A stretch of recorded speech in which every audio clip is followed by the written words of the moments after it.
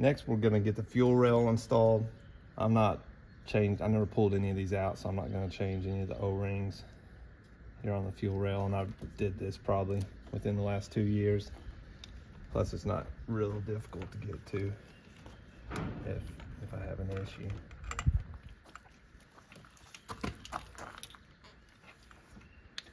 Just line this up here. I got two 12mm bolts, and they're gonna get torqued down to 15 foot-pounds.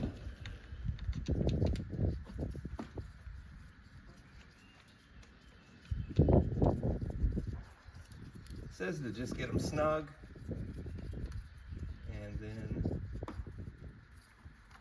see that the fuel injectors rotate freely.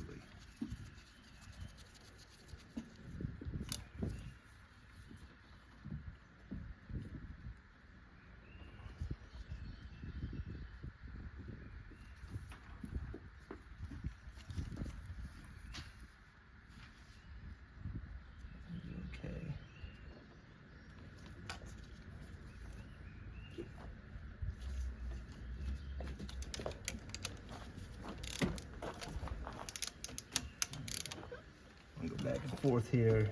Again, not very much torque.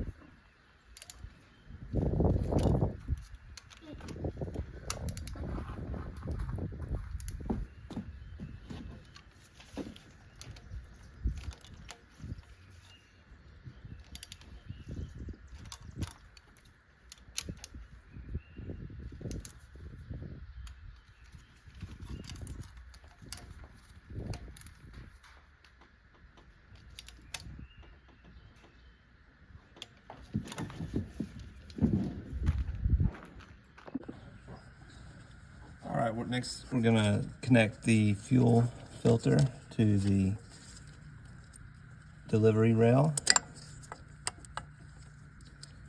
We're gonna need to put a truss ring on. Take the old one off. Put a new one on here.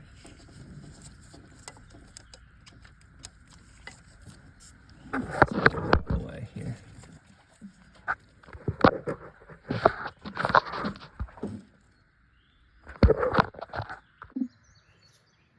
All right, we're gonna put on the lower intake plenum now.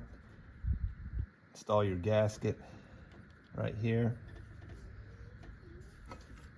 Oh, be careful.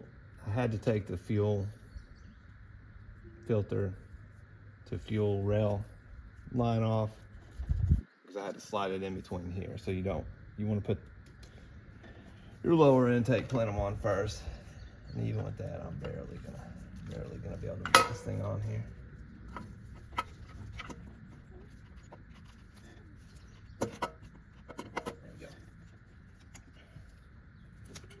Two nuts on the top and then 3 bolts on the bottom side.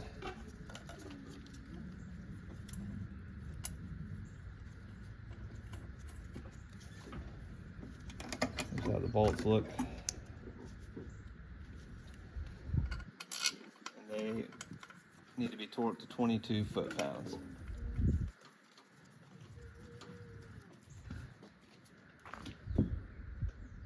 We're going to connect the fuel supply line here. Just two 2mm bolts here and here. Connecting this line, which will connect up here to the fuel pressure regulator.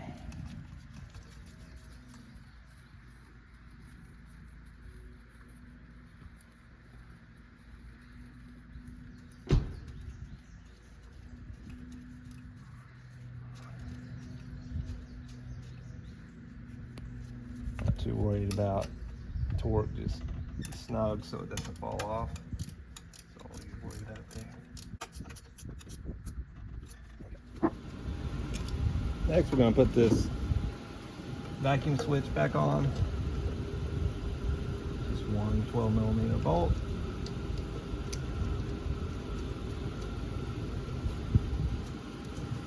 So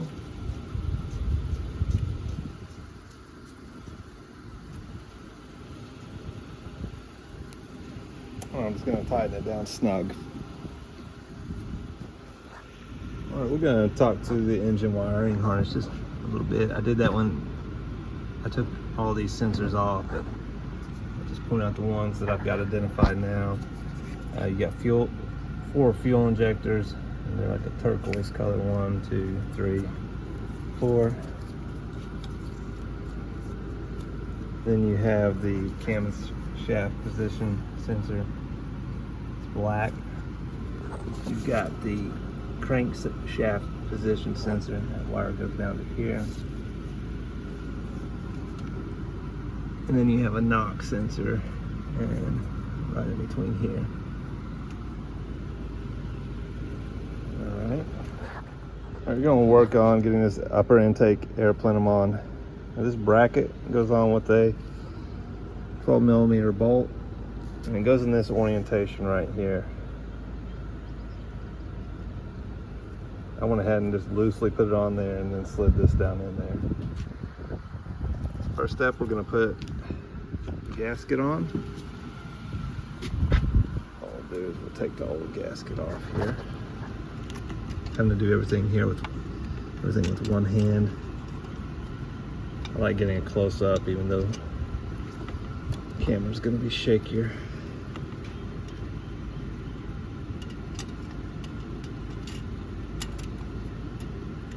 That on there snug.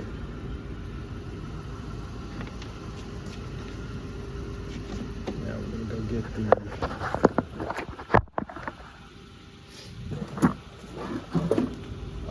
intake plenum. Shimmy it down in here.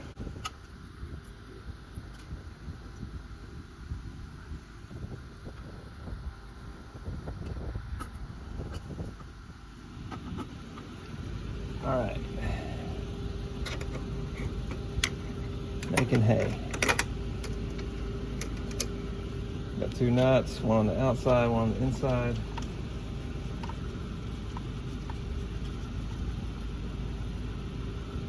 These are starting to get congested again. There's going to be 3 bolts, one on the top.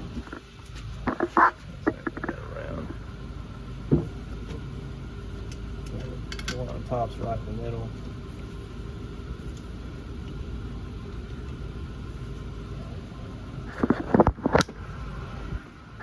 Take the camera off so you can see that one.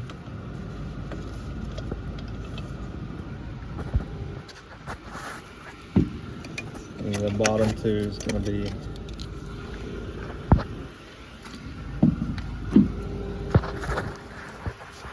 right there and right there.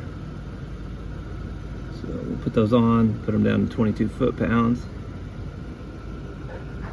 And then we'll get this bracket, which is really hard to get that bolt.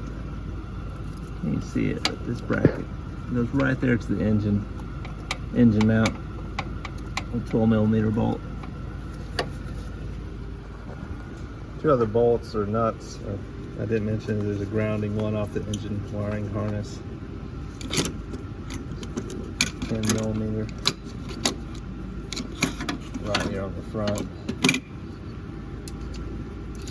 Blow the fuel pressure regulator. Let's get it down snug. Good enough. And the other one, it's supposed to be in a lot of trouble because I just didn't see it when it was coming off. It's this 10mm that connects the engine wiring harness plastic bracket to the back of the upper air intake plenum. All right, just gonna show how the EGR valve goes on. There's just 2 bolts, one here. Hopefully you can see this one here. On the other side, just slide on. There's a gasket, standard exhaust gasket in between. I have an EGR delete kit, so this is blanked off. Otherwise, there'd be a aluminum pipe going around to the exhaust manifold. After that, we're just going to slide in this vacuum switch here, and then there's a, it's hard to see, but hose that connects on right there.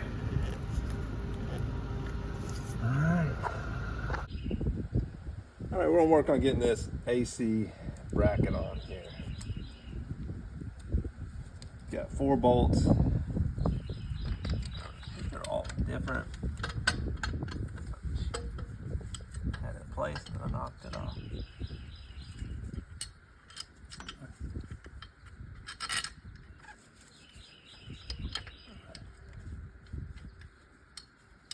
Let's just get everything started.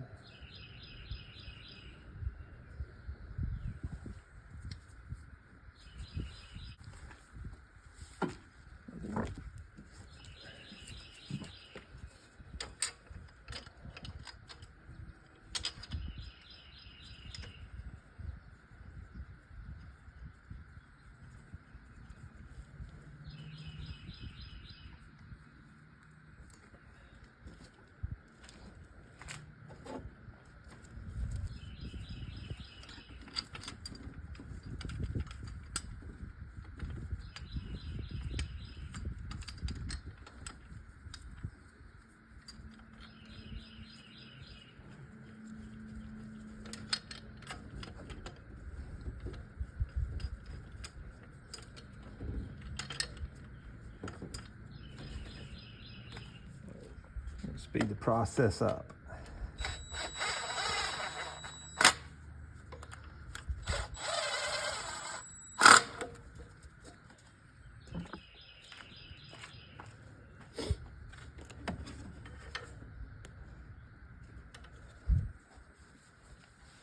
Not going to be able to do that one.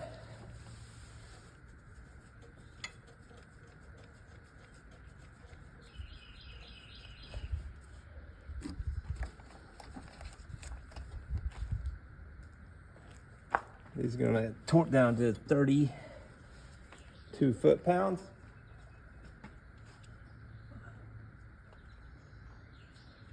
What I'm going to do is I'm going to skip that bottom one.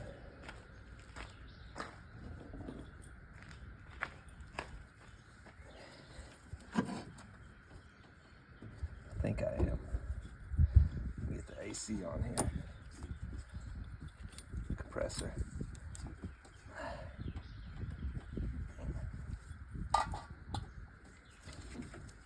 Heavy. Oh, heavy.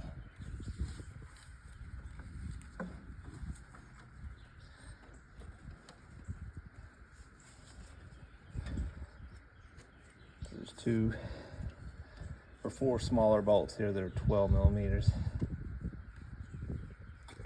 Once you get started, you kind of check.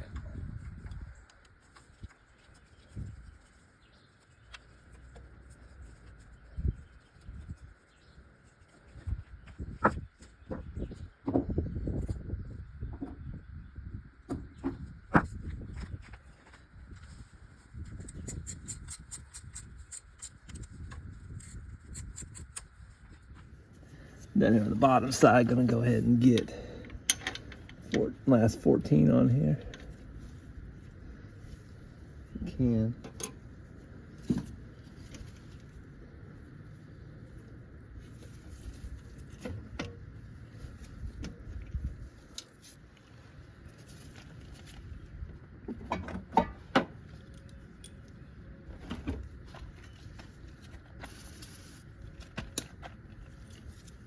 See if I can get these other 12 started. I think the issue is this compressor is so heavy, it makes it hard to start. That's not working.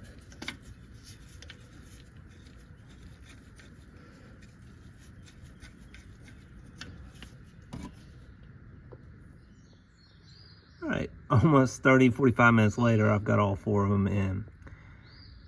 Somehow, the top right one got cross-threaded or something on the way out.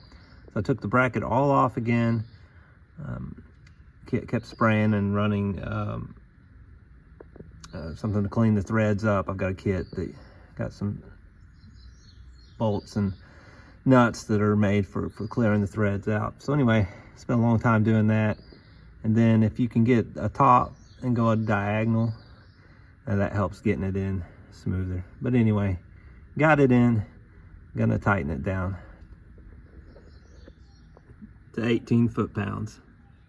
All right, we're gonna hook the throttle body up. Basically gonna be three things to connect before I put it on the studs. That's the idle air control plug right here. Then you have this hose will go right here. And then this hose right here from the EGR will go in the bottom. I don't know what order would be best, but I'm just gonna start plugging it in.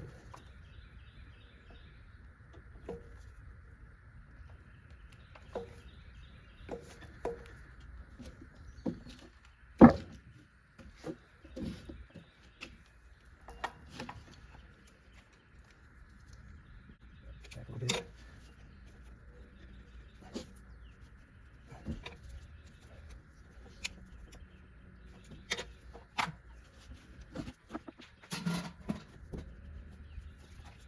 This one will get on this side.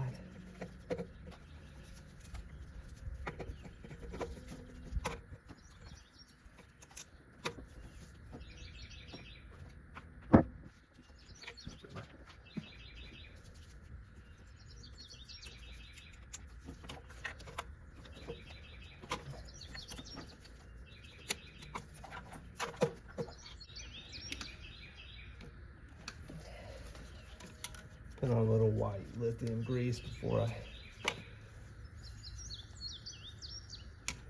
slid those on to help. Okay. There we go.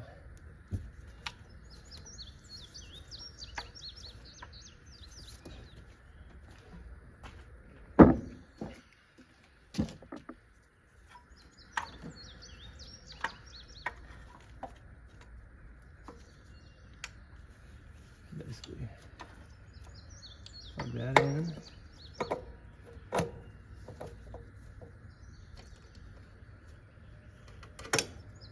Go ahead and put the two top nuts on.